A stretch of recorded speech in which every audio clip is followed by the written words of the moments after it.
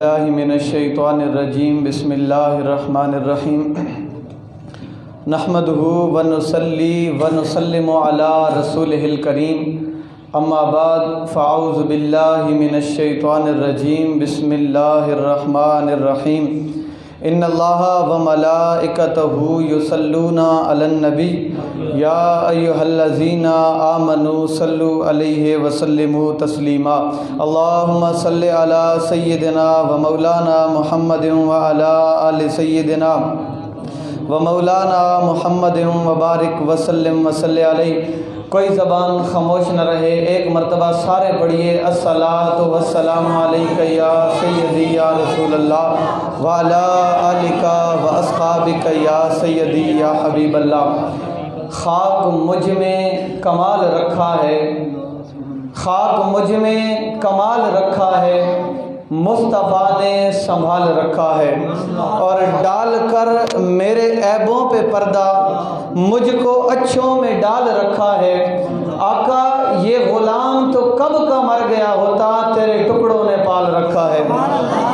اور یہی آرزو ہے کہ تعلیم قرآن عام ہو جائے، ہر پرچم سے اونچا پرچم اسلام ہو جائے۔ بعد از حمد و صلات میرے نہایت ہی واجب الاحترام بزرگوں، دوستوں اور عزیز ساتھیوں، بالخصوص زینت مسند صدارت پیکر اخلاص و محبت حضرت علامہ مولانا قاری ریاض الرحمن صدیقی صاحب، اس کے علاوہ برادر مکرم اخی معظم جناب قاری طیب طاہر نقشبندی صاحب، مولانا حافظ محمد اسرار صاحب، اس کے علاوہ جتنے بھی سٹیج پر تشریف فرما ہیں، دل کی اتھا گہرائیوں سے السلام علیکم ورحمۃ اللہ وبرکاتہ۔ آج مجھے جو درس قرآن کے لیے حکم ملا ہے تو یہ سورۃ البقرہ آیت نمبر 59۔ اللہ تعالیٰ کی بارگاہ میں دعا ہے کہ مجھے اپنے موضوع کے مطابق حق سچ بیان کرنے کی ہمت اور توفیق عطا فرمائے۔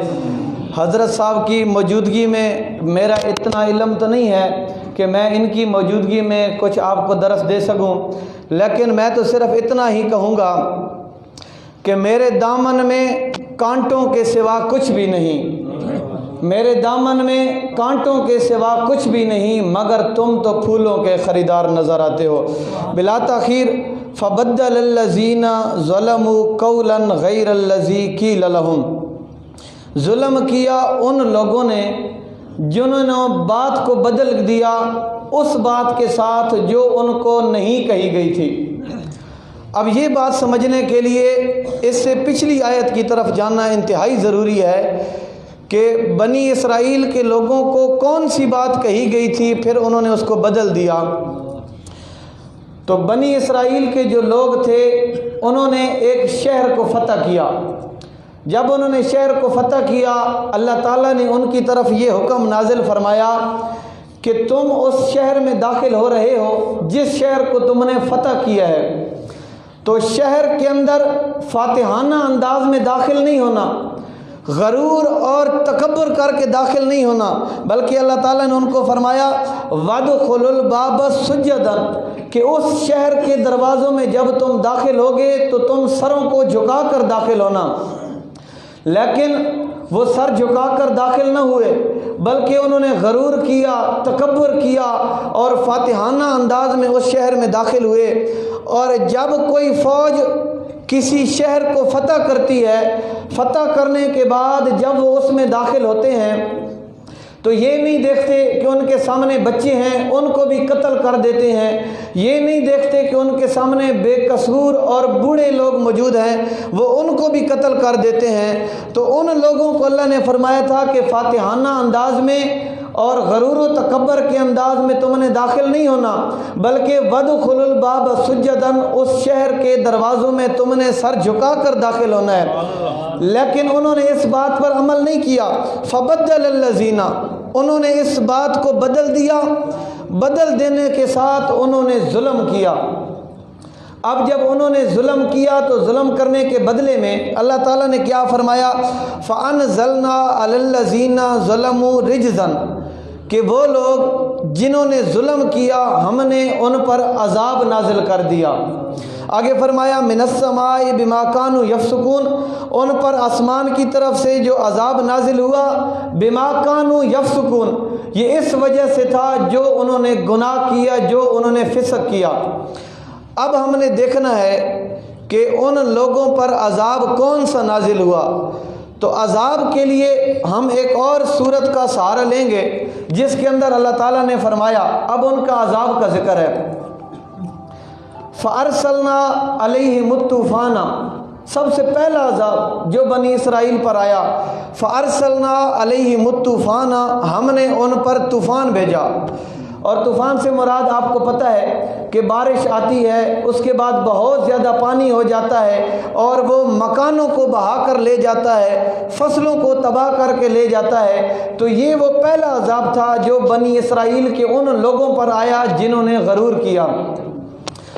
اب جو قرآن پاک کے اندر واقعات ہوتے ہیں، یہ صرف اس لیے نہیں ہوتے کہ ہم ان کو سنیں اور ان سے آگے چلے جائیں، بلکہ اللہ نے فرمایا فَاعْتَبِرُوا یا اُولِي الْأَبْصَارِ، اے آنکھوں والو، اے عقل والو، ان سارے واقعات سے تم عبرت حاصل کرو۔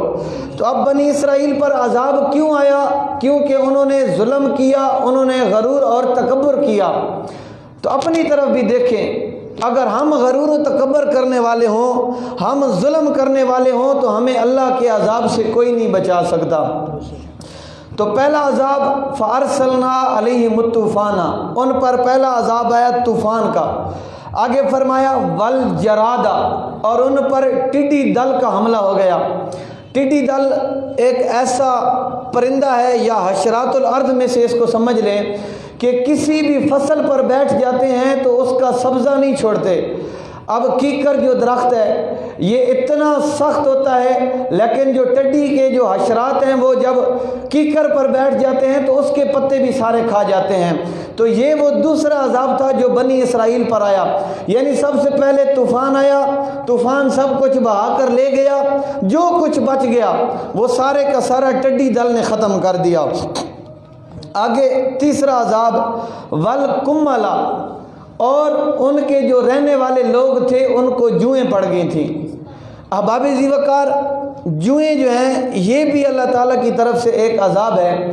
اگر آپ کے سامنے کوئی ایسا بچہ یا کوئی ایسا بندہ ہو کہ بے احتیاطی کی وجہ سے جس کو جوئیں پڑ جائیں تو اس کا مذاق نہ کریں، بلکہ اس سے بھی آپ عبرت حاصل کریں، کیونکہ یہ بھی ایک اللہ کا عذاب ہے۔ تو اللہ تعالیٰ ہر بندے کو عذاب دینے پر قادر ہے۔ تو جب بھی آپ ایسا معاملہ دیکھیں تو آپ کہا کریں نعوذ باللہ من ذالک، کہ ہم اس بات سے اللہ تعالیٰ کی پناہ چاہتے ہیں۔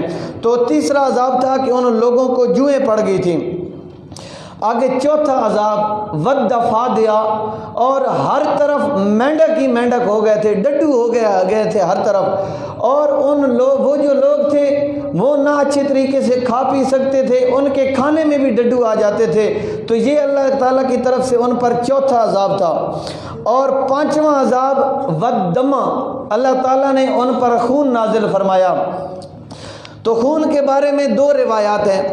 ایک روایت کے اندر یہ ہے کہ بارش جس طرح نازل ہوتی ہے اس طرح ان لوگوں پر خون نازل ہوا تھا، اور ایک روایت کے اندر یہ ہے کہ ان کے جو پینے کا پانی تھا وہ سارے کا سارا خون بن گیا تھا۔ مٹکے میں سے پانی ڈالتے، جیسے ہی وہ کٹورے یا گلاس میں ڈالتے تو اس کے اندر خون ہی خون ہوتا تھا۔ تو یہ وہ 5 عذاب ہیں جو قرآن نے بیان فرمائے ہیں کہ جنہوں نے غرور و تکبر کیا تھا، اللہ تعالیٰ کی بات کو نہیں مانا تھا، تو 5 عذاب ان پر آئے۔ سب سے پہلا طوفان، دوسرا ٹڈی دل کا حملہ، تیسرا ان کو جوئیں پڑ گئی تھیں، چوتھا کہ ان کے ہر طرف ڈڈو ہی ڈڈو تھے، مینڈک تھے ہر طرف، اور پانچواں تھا کہ ان پر اللہ تعالیٰ نے خون کو نازل فرمایا۔ تو حضرات، یہ پہلی آیت کی تفسیر ہے جو میں نے آپ کے سامنے کی ہے کہ وہ لوگ جن کو ہم نے اور بات کہی تھی انہوں نے اس بات کو بدل دیا، بات کو بدلنے کے سبب سے اللہ تعالیٰ نے ان پر عذاب نازل فرمایا۔ اور بات کون سی تھی؟ اللہ نے فرمایا تھا جس شہر کو تم نے فتح کیا ہے اس شہر کے اندر تم نے عاجزی سے داخل ہونا ہے، غرور اور تکبر نہیں کرنا۔ لیکن وہ لوگ انہوں نے غرور اور تکبر کیا تو ان کے غرور اور تکبر کرنے کی وجہ سے اللہ تعالیٰ نے 5 عذاب نازل فرمائے۔ اب دوسری آیت کی طرف آئیں۔ وَإِذِ اسْتَسْقَىٰ مُوسَىٰ لِقَوْمِهِ فَقُلْ نَضْرِبْ بِعَصَاكَ الْحَجَرَ، کہ حضرت موسیٰ علیہ السلام نے اپنی قوم کے لیے اللہ تعالیٰ سے پانی مانگا۔ اللہ تعالیٰ نے حضرت موسیٰ علیہ السلام سے فرمایا کہ یہ جو آپ کے سامنے پتھر ہے اس پتھر پر آپ اپنا عصا ماریں تو اس طرح یہاں سے پانی بہنے لگ جائے گا۔ احباب ذی وقار، یہاں پر حضرت موسیٰ علیہ السلام کا ایک معجزہ بیان کیا گیا ہے۔ معجزات کے بارے میں آپ لوگ سنتے رہتے ہیں، معجزات ہو جائے یا عالم الغیب ہو جائے، یہ دونوں ایک چیزیں ہیں اور ان کا نمبر ہے تیسرا۔ سب سے پہلا نمبر ہوتا ہے عالم محسوسات کا۔ بات تھوڑی سی مشکل ہے لیکن میں آپ کو سمجھاؤں گا کہ اللہ تعالیٰ نے یہ جو ہمیں وجود دیا ہے نا، اس وجود کے اندر اللہ تعالیٰ نے 5 طاقتیں رکھی ہیں جن طاقتوں کی وجہ سے انسان علم حاصل کرتا ہے۔ ایک، اللہ تعالیٰ نے انسان کو آنکھیں دی ہیں، دیکھنے کے ساتھ انسان کو علم حاصل ہوتا ہے کہ میرے سامنے بندے بیٹھے ہیں۔ دوسرا، اللہ تعالیٰ نے انسان کو ناک دیا ہے کہ سونگھنے کے ساتھ انسان کو پتہ چل جاتا ہے کہ اس شے کی بو ہے یا اس کی بدبو ہے۔ اور تیسرا، اللہ تعالیٰ نے انسان کو زبان دی ہے کہ زبان کے ذریعے سے انسان چکھتا ہے۔ اور چوتھا، انسان کے اندر اللہ تعالیٰ نے حس رکھی ہے کہ انسان کے جسم کے ساتھ کوئی بھی چیز لگتی ہے تو انسان کو پتہ چل جاتا ہے کہ جو میرے بدن کے ساتھ چیز لگی ہے وہ کون سی ہے۔ اور پانچواں، اللہ تعالیٰ نے انسان کو پکڑنے کی، ہاتھوں کی صلاحیت دی ہے کہ ہاتھوں کے ذریعے سے انسان کو علم حاصل ہوتا ہے کہ یہ کون سی چیز ہے۔ تو یہ 5 طاقتیں ہیں، ان کو کہا جاتا ہے عالم محسوسات۔ دوسرا نمبر ہے عالم معقولات کا، یعنی جو ساری چیزیں، اس کے بعد آ کر معجزے کا نمبر آتا ہے۔ تو اب ایک ایسا پتھر کہ جس کا زمین کے ساتھ کوئی کنیکشن نہیں ہے اور اس پر حضرت موسیٰ علیہ السلام نے اپنا ڈنڈا مارا، پانی نکل رہا ہے، تو یہ حضرت موسیٰ علیہ السلام کا معجزہ ہے۔ اب میں نے یہاں پر آنے سے پہلے 2 تفسیروں کا مطالعہ کیا تو دونوں تفسیروں کے اندر یہ معجزہ بیان کرنے کے بعد حضور علیہ السلام کا معجزہ بیان کیا گیا کہ پتھروں سے پانی نکلا کرتا ہے، اس کے علاوہ زمینوں سے پانی نکلا کرتا ہے، لیکن ہمارے محبوب کی شان یہ ہے کہ ان کی انگلیوں سے پانی نکلا ہے۔ اسی لیے تو کسی نے کہا نا کہ میں نیواں میرا مرشد اچا تے میں اچیاں دے سنگ لائی۔ ہم نیوے ہیں لیکن ہمارے جو کریم آقا صلی اللہ علیہ وآلہ وسلم ہیں وہ ساری کائنات سے افضل ہیں۔ اللہ تعالیٰ نے ان کو یہ کمال بخشا کہ ان کی انگلیوں سے پانی نکلا، اور 1 مرتبہ نہیں بلکہ 3 مرتبہ حضور علیہ السلام کی انگلیوں سے پانی نکلا۔ تو حضرت موسیٰ علیہ السلام نے جب اپنی قوم کے لیے اللہ تعالیٰ سے پانی مانگا تو اللہ تعالیٰ نے فرمایا کہ اپنے ڈنڈے کو پتھر پر مارو تو پھر اس سے پانی نکلنے لگ جائے گا۔ اب اس سے ایک اور بات بھی سامنے آتی ہے، وہ یہ ہے کہ اللہ تعالیٰ نے صرف انسانوں کو یہ نہیں کہا کہ تم صرف اللہ تعالیٰ سے مانگتے رہو اور توکل کیے رکھو، اپنا کام نہ کرو۔ نہیں، حضرت موسیٰ علیہ السلام نے جب اللہ سے پانی مانگا تو اللہ نے فرمایا پانی میں دوں گا لیکن اپنی طرف سے تم بھی حرکت کرو، پتھر پر جب تم اپنا عصا مارو گے اس کے بعد تمہیں پانی ملنے لگ جائے گا۔ اب ہم یہ سوچتے رہیں کہ ہمیں بیٹھے بٹھائے رزق مل جائے گا، ہمیں بیٹھے بٹھائے ہمارے سارے کے سارے کام ہو جائیں گے، ہمیں محنت نہیں کرنی پڑے گی۔ تو آج کے درس سے آپ یہ سبق لے کر جائیں کہ جو چیز بھی آپ اللہ تعالیٰ سے مانگیں اللہ تعالیٰ عطا کرنے والا ہے، لیکن آپ احباب نے اپنے اسباب کو بھی سامنے رکھنا ہے، اپنے حصے کی محنت آپ نے کرنی ہے، اللہ تعالیٰ نے آپ کو پھل عطا فرمانا ہے۔ وہ کسی نے خوب کہا تھا کہ مالی دا کم پانی لانا بھر بھر مشکاں لاوے، تے خالق دا کم پھل پھل لانا۔ احباب جی وقار ہمارا کام ہے کہ ہم اپنی طرف سے محنت کریں، اللہ تعالی ہمیں پھل عطا فرمائے گا۔ فن فجرت من حسنتا عشرت عینا، تو اس پتھر پر عصا مارنے کی وجہ سے اللہ تعالیٰ نے 12 چشمے جاری کر دیے۔ قد علم کل اناس مشربہم، ہر انسان نے اپنا اپنا مشرب یعنی اپنے اپنے پینے کی جگہ، آج کل کے زمانے میں یوں سمجھ لیں کہ ہر بندے نے اپنے اپنے حصے کا نل پہچان لیا کہ میں اس نل سے پانی پیوں گا۔ آگے اللہ تعالیٰ نے فرمایا کلو وشربو من رزق اللہ، اللہ تعالیٰ نے جو تمہیں رزق دیا اس میں سے کھاؤ اور اس میں سے پیو۔ ولا تعثوا فی الارض مفسدین، اور زمین پر فساد نہ کرو۔ اب حضرت موسیٰ علیہ السلام کی قوم کو اللہ تعالیٰ نے رزق کیا دیا تھا؟ جب انہوں نے اللہ تعالیٰ کی بارگاہ میں کہا، حضرت موسیٰ علیہ السلام سے کہا کہ ہم صرف اور صرف یہاں پر بیٹھیں گے، اللہ تعالیٰ ہمیں بیٹھے بیٹھائے رزق دے دے، آپ اللہ تعالیٰ کی بارگاہ میں دعا کریں۔ تو پچھلی آیات کے اندر آپ لوگوں نے اپنے اپنے وقت پر سماعت کیا ہوگا کہ اللہ تعالیٰ نے ان پر بٹیر اور حلوہ نازل کیا کہ جس کو وہ کھایا کرتے تھے، لیکن اللہ تعالیٰ نے ان کو یہ حکم دیا تھا کہ اے لوگو تمہیں یہ رزق دیا گیا ہے، اس رزق میں سے کھاتے جاؤ، لیکن کل کے لیے جمع نہیں کرنا، اللہ تعالیٰ کل تمہیں اور دے گا۔ لیکن انہوں نے جمع کرنا شروع کر دیا، پھر اس سبب سے ان کا یہ رزق بند ہو گیا۔ فرمایا ولا تعثوا فی الارض مفسدین، زمین کے اندر کسی قسم کا فساد نہ کرو۔ اب مثال کے طور پہ میں آپ کے سامنے ہوں، اگر میں اپنے پڑوسیوں کے ساتھ ظلم کرتا ہوں تو میں بھی اس بات میں آتا ہوں کہ میں زمین میں فساد کر رہا ہوں۔ اس کے علاوہ اگر میں لوگوں کے حقوق کو ادا نہیں کرتا، ہر وقت میری یہ تمنا رہتی ہے کہ میری وجہ سے لوگوں کو تکلیف پہنچتی رہے، میں لوگوں کو دبا کر رکھوں، لوگوں پر میرا ہر طرح سے رعب ہونا چاہیے، تو یہ ساری کی ساری باتیں اس زمرے میں آتی ہیں کہ میں زمین پر فساد کرنے والا ہوں گا۔ تو دوسری بات جو آپ نے یاد کر کے جانی ہے وہ یہ ہے کہ ولا تعثوا فی الارض مفسدین، زمین کے اندر کسی قسم کا فساد نہ کرو۔ دو باتیں آپ کے لیے ہیں، ایک یہ ہے کہ آپ نے اپنے حصے کی محنت کرنی ہے، محنت کرنے کے بعد اللہ پر توکل کرنا ہے، اور دوسرا ولا تعثوا فی الارض مفسدین، کہ زمین کے اندر فساد نہ کرو۔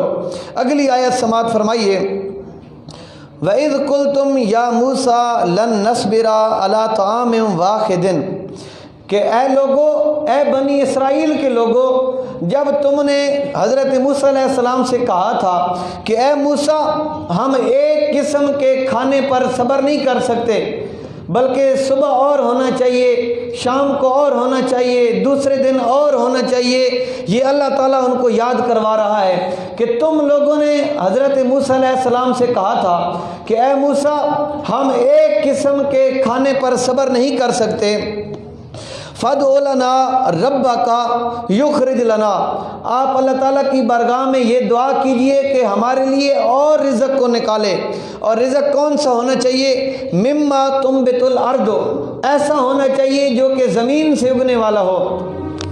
اب جو حلوہ تھا اور جو بٹیر تھے وہ آسمانوں سے نازل ہوئے تھے، اور حضرت موسیٰ علیہ السلام کی قوم نے کیا خواہش ظاہر کی کہ اے موسیٰ ہمیں ایسا کھانا چاہیے جو زمین کی طرف سے اگتا ہو۔ اب اس کی مثالیں اللہ تعالیٰ نے یہاں پر دی ہیں، من بقلہا و قصائہا و فومہا و عدسہا و بصلہا، کہ ساگ ہونا چاہیے، کھکڑی ہونی چاہیے، مسور کی دال ہونی چاہیے، پیاز ہونا چاہیے، اور اس طرح طرح طرح کے کھانے۔ جب انہوں نے اللہ تعالیٰ کی بارگاہ میں یہ عرض کرنے کے لیے حضرت موسیٰ علیہ السلام سے ان کھانوں کے بارے میں کہا، تو حضرت موسیٰ علیہ السلام نے آگے سے ان سے فرمایا اتستبدلون الذی هو ادنی بالذی هو خیر، کہ اے لوگو تم اپنا اعلیٰ قسم کا کھانا گھٹیا قسم کے کھانے سے بدل رہے ہو۔ اہبتوا مصرا، اگر تمہیں یہ کھانا چاہیے تو کسی شہر کے اندر چلے جاؤ، اہبتوا مصرا۔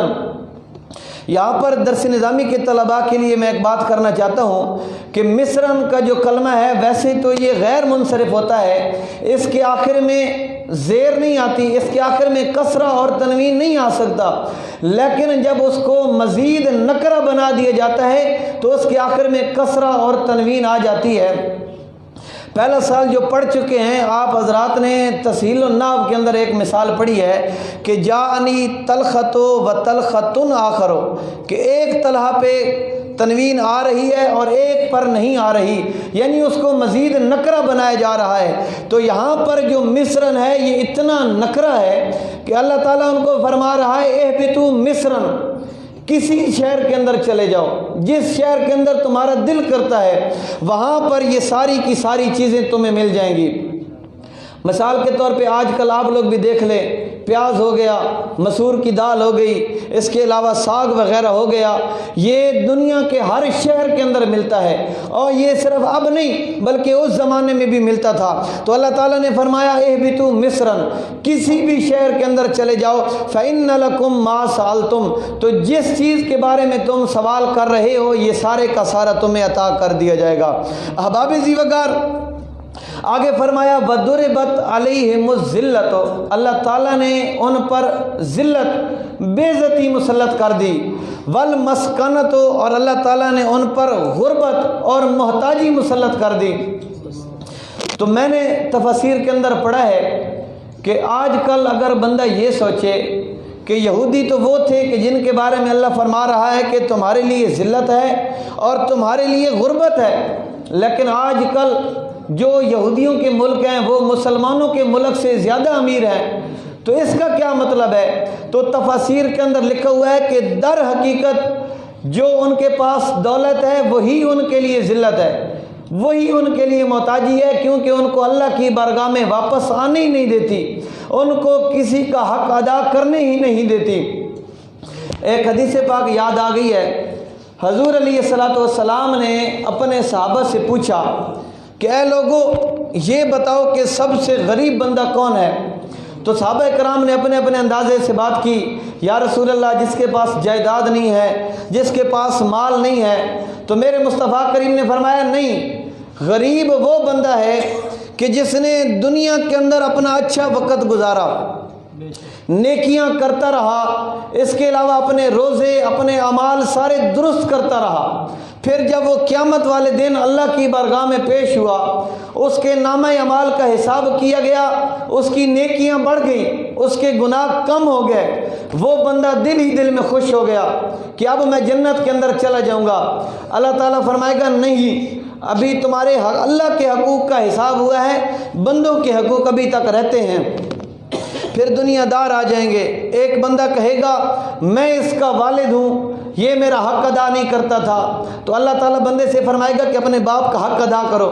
عرض کرے گا یا اللہ آج تو میرے پاس کچھ نہیں ہے، میں اپنے باپ کا حق کیسے ادا کر سکتا ہوں؟ تو اللہ فرمائے گا اپنے حصے کی نیکیاں اپنے باپ کو دے دو، اس کی نیکیاں اس کا باپ لے جائے گا، پھر اس کا بھائی آ جائے گا، اس کا پڑوسی آ جائے گا، اس کے علاوہ دنیا کے اندر جتنے لوگوں کے ساتھ ان کا تعلق تھا اور اس نے حق ادا نہیں کیا وہ سارے کے سارے آ جائیں گے، اپنا اپنا حق وصول کرنے کی خاطر وہ نیکیاں لیتے جائیں گے، آخر کار اس بندے کی ایک نیکی بھی نہیں بچے گی، پھر بھی بندے بچ جائیں گے جنہوں نے اپنا حق وصول کرنا ہوگا۔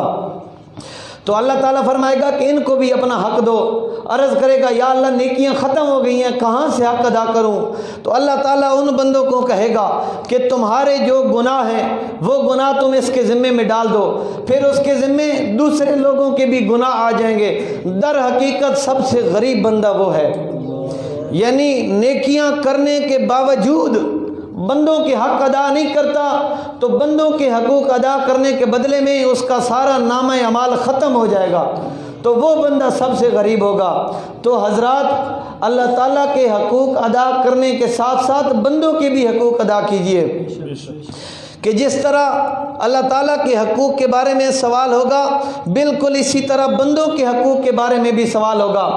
مثال کے طور پہ اب ایک بندہ 5 وقت کا نمازی ہے، نماز ادا کرنے والا ہے، لیکن وہ بندوں کے حقوق ادا نہیں کرتا، اس کو آپ نمازی کہہ سکتے ہیں، ٹھیک ہے یہ نمازی ہے، لیکن آپ اس کو نیک نہیں کہہ سکتے۔ نیک اسی وقت ہی ہوگا جب اللہ کے حقوق بھی ادا کرے گا، بندوں کے حقوق بھی ادا کرے گا۔ فباؤوا بغضب من اللہ، انہوں نے اللہ تعالیٰ کے غصے کو دعوت دی۔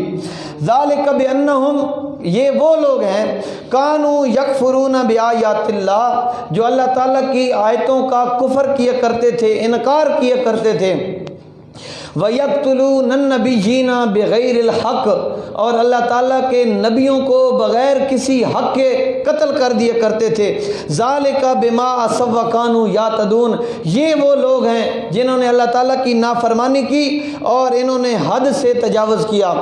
حضرات ذی وقار ایک اللہ تعالیٰ کے نبی تھے، اللہ تعالیٰ کے جتنے بھی انبیاء آئے ہیں انہوں نے توحید کی خاطر، اللہ تعالیٰ کے پیغام کی خاطر بڑی بڑی تکالیف اٹھائی ہیں۔ تو ایک نبی ایسے تھے جب انہوں نے اپنی قوم کو توحید کی دعوت دی کہ اے لوگو اللہ تعالیٰ کی بارگاہ میں آ جاؤ اور میں تمہاری طرف نبی بن کر آیا ہوں، میرا کلمہ پڑھ لو، تو ان کی جو قوم تھی وہ ان کے پیچھے لگ گئی ان کو قتل کرنے کے لیے۔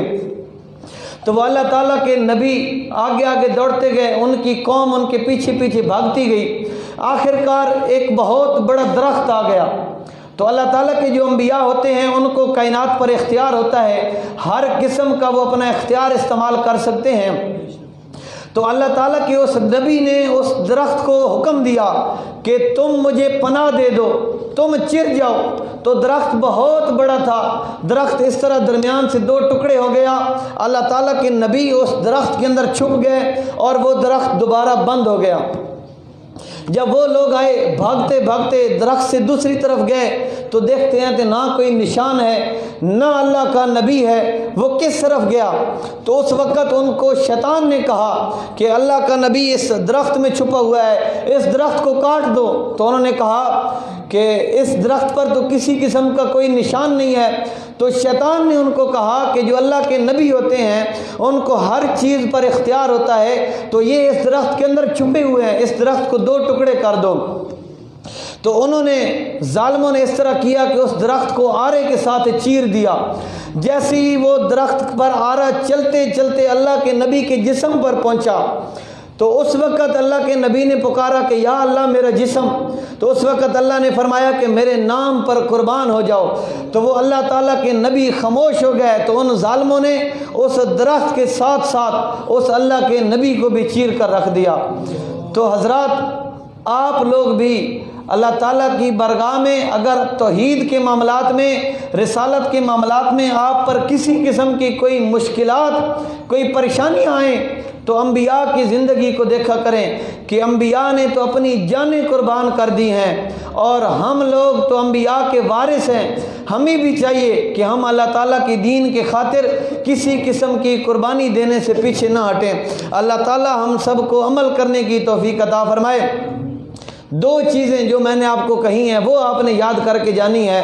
پہلی بات کہ آپ حضرات نے اپنے حصے کا کام کرنا ہے، نتیجہ اللہ تعالیٰ پر چھوڑ دینا ہے۔ اور دوسرا وَلَا تَعْثَوْا فِي الْأَرْضِ مُفْسِدِينَ، زمین پر کسی قسم کا فساد نہیں کرنا۔ وَمَا عَلَيْنَا إِلَّا الْبَلَاغُ الْمُبِينُ۔